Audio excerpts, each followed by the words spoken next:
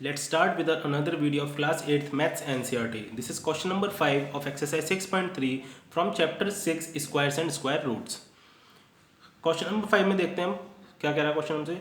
For each of the following numbers find the smallest whole number by which it should be multiplied so as to get a perfect square number. सबसे पहले चीज़ तो हमें इतना काम करना है. उसके बाद दूसरा काम क्या करना है, also find the square roots of the square number so obtained. तो हमें इस क्वेश्चन में दिख रहा है कि हमें इसमें दो काम करने हैं. सबसे पहली चीज़ तो हमें इसमें ये पता है कि जो इसमें हमें नंबर दे रखा है वो परफेक्ट स्क्वायर नहीं है. वो परफेक्ट स्क्वायर नहीं है क्योंकि तभी तो हमें कोई ऐसा नंबर फाइंड करना है कि जिससे हम उसे मल्टीप्लाई करें तो वो परफेक्ट स्क्वायर बन जाए. ठीक है, तो हम इसमें क्या करेंगे, हम इसमें सिंपली जैसे हमने क्वेश्चन नंबर 4 में प्राइम फैक्टर्स निकाले थे, हम इसमें प्राइम फैक्टर्स ही निकालेंगे. तो प्राइम फैक्टर्स निकाल लेते हैं 252 के. फर्स्ट पार्ट है हमारा 252, तो इसके प्राइम फैक्टर्स फाइंड कर लेते हैं. 252, तो ये 252 किससे डिवाइड हो जाएगा, 2 से डिवाइड हो जाएगा. 2 1 2, 2 2 4, 2 6 12, 2 2 6 12, 2 3 6. अब यहाँ पे 3 आ गया तो इसका मतलब ये 2 से डिवाइड तो होगा नहीं, इसे हम 3 से कर लेंगे. 3 2 6, 3 1 3, 3 7 21, देन 7 1 7. ठीक है, सेम अब क्वेश्चन नंबर 4 की तरह यहाँ पे स्टेटमेंट लिखेंगे by using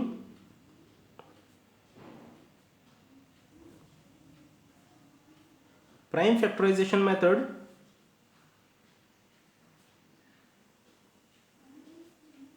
we get 252 is equals to, किसके इक्वल है 252, 2 इंटू 2 इंटू 3 इंटू 3 इंटू 7 के इक्वल है. 2 इंटू 2 इंटू 3 इंटू 3 इंटू 7 के इक्वल है.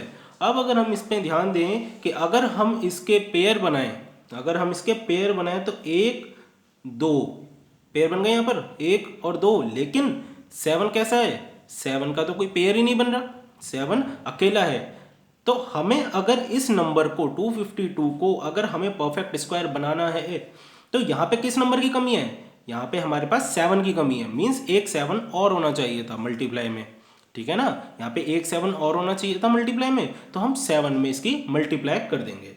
तो अब हमें पता चल गया, तो यहाँ पे हम स्टेटमेंट लिखेंगे thus to get a perfect square the given number should be multiplied by, किससे मल्टीप्लाई करेंगे, 7 से. इन्होंने हमें क्वेश्चन में क्या पूछा था कि ऐसा कौन सा नंबर होगा, सबसे छोटा होल नंबर कौन सा होगा जिससे ये नंबर मल्टीप्लाई हो और ये परफेक्ट स्क्वायर बन जाए. तो वो कौन सा नंबर हुआ, वो 7 हो गया. हम इसे 7 से मल्टीप्लाई करेंगे. तो जब आप इसे 7 से मल्टीप्लाई करोगे तो आपका नया नंबर क्या निकल कर आएगा, new number obtained equals to, नया नंबर क्या निकल कर आएगा, 252 में मल्टीप्लाई कर लेंगे किसकी, 7 की मल्टीप्लाई करेंगे. तो कर लेते हैं यहाँ पर 252 मल्टीप्लाई 7, 7 2 14 का 4 कैरी 1, 7 5 35 6, 3 कैरी आ गया, 7 2 14, 15 16 17, means 1764. 1764 is a new number. ये हमारा न्यू नंबर निकल कर आया. अब इन्होंने हमें क्वेश्चन में बोला था कि जो आपका नया नंबर निकल कर आएगा आपको उसका स्क्वायर रूट बताना होगा. तो इसका स्क्वायर रूट क्या होगा, तो इसके फैक्टर्स तो यही वाले हो जाएंगे. बस हमने यहाँ पर 7 में एक 7 की तो मल्टीप्लाई करी थी, तो यहाँ पे क्या करेंगे, 1764 इज इक्वल्स टू, फैक्टर्स वही वाले लिखेंगे, 2 into 2 into 3 into 3 into 7 into 7 की ही तो मल्टीप्लाई करके ये नंबर लेकर आए हैं हम. बस तो फिर पेयर बना लेते हैं अब इनके. तो क्या बने, यहाँ पर पेयर बन गए कितने, एक आपका 2 का पेयर बना, एक आपका 3 का पेयर बना और एक आपका 7 का पेयर बना. तो अब आप इसको जब सॉल्व करोगे तो क्या होगा, 7 3 21, 21 2 42. ठीक है, देयरफॉर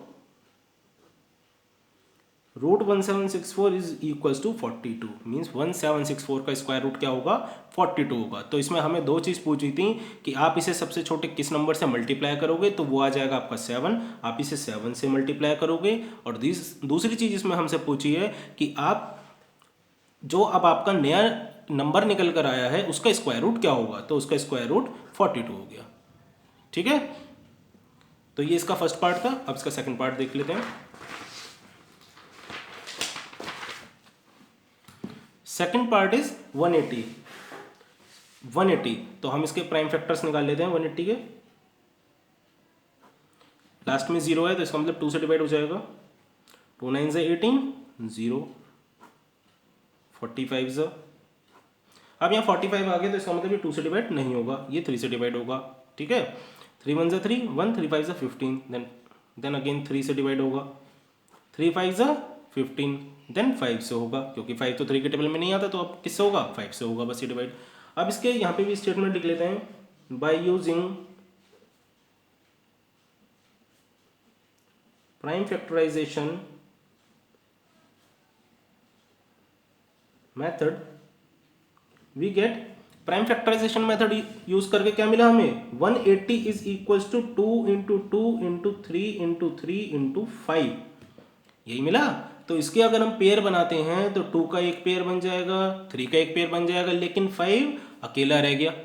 तो इसका मतलब किस नंबर की कमी है इसमें, इसमें एक 5 की कमी है, मल्टीप्लाई हो सकता है एक और 5, तब ये आपका स्क्वायर बन जाएगा, परफेक्ट स्क्वायर बन जाएगा ये नंबर।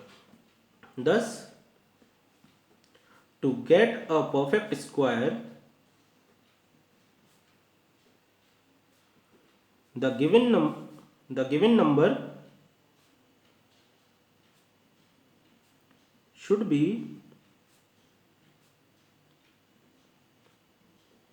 multiplied by, कैसे करेंगे, 5 से मल्टीप्लाई कर लेंगे इसकी, ठीक है, by 5. So the new number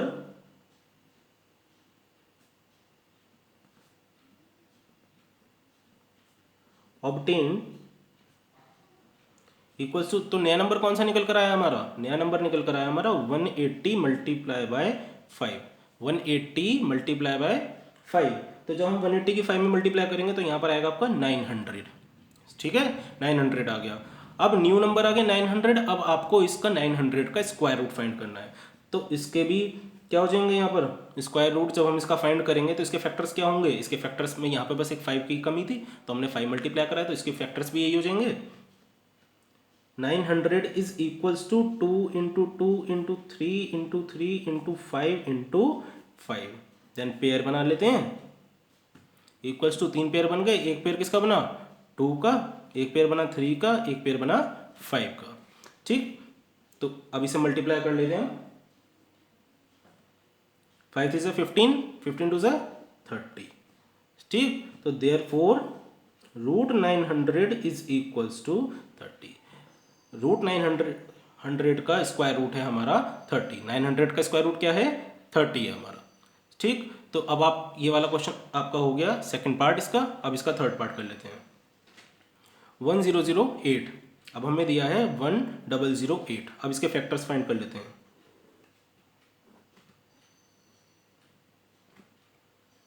last में 8 है तो हम 2 से डिवाइड कर लेंगे, 2 5 ज़ा 10, 0, 2 4 ज़ा 8, then again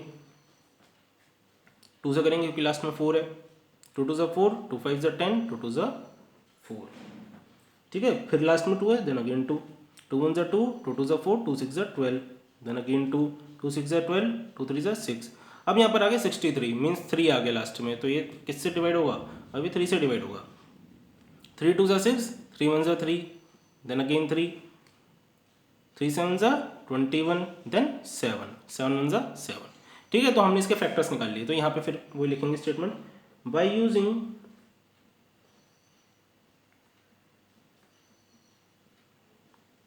prime factorization method we get 1008 is equals to कितने टाइम्स है 2, 1 2 3 4, 4 टाइम्स 2 है, तो 2 इंटू 2 इंटू 2 इंटू 2 इंटू 3 कितने टाइम्स है 2 टाइम्स है, 3 इंटू 3, और 7 कितने टाइम्स है 1 टाइम है। तो अब ये हम इसके पेयर अगर बनाते हैं तो 2 का पेयर बनता है, 2 पेयर बन गए 2 के, एक पेयर बन गया आपका 3 का, लेकिन 7 अकेला है, अभी भी 7 का कोई पेयर नहीं बन रहा, ठीक है, तो हमें किस नंबर को मल्टीप्लाई करना पड़ेगा इसमें, सबसे छोटा कौन सा नंबर है मल्टीप्लाई कर, जिससे कि अगर हम मल्टीप्लाई करेंगे तो ये परफेक्ट स्क्वायर बन जाएगा, वो है 7। ठीक है, तो हम 7 में 7 की अगर मल्टीप्लाई करेंगे तो ये परफेक्ट स्क्वायर बन जाएगा। Thus, to get a perfect square, the given number should be multiplied by, किससे मल्टीप्लाई करेंगे इसे हम, शुड बी मल्टीप्लाइड बाय 7 से। ठीक है, 7 से मल्टीप्लाई करेंगे इसे हम, तो आपका न्यू नंबर कौन सा निकलेगा, द न्यू नंबर ऑब्टेन्ड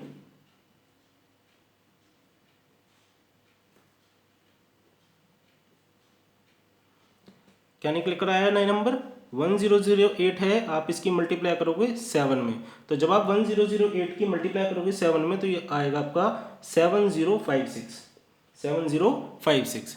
ठीक है, अब 7056 के अगर हम फैक्टर्स करें तो 7056 इज इक्वल्स टू, तो यही वाले आ जाएंगे फैक्टर्स इसके, 2 into 2 into 2 into 2 into 3 into 3 into 7 into 7। ठीक है, अब इनके पेयर बना लेते हैं। ठीक, तो एक पेयर बना हमारा 2 का, दूसरा पेयर भी 2 का, और तीसरा पेयर 3 का, और फोर्थ पेयर है हमारा 7 का।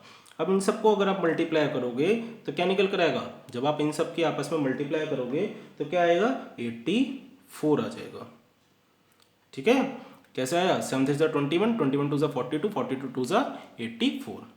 देयरफॉर इसका मतलब क्या हुआ, √7056 इज इक्वल्स टू, किसके इक्वल हो गया 84, means 84 is the square root of 7056। Okay, so this was the question number 5, first to third part of exercise 6.3.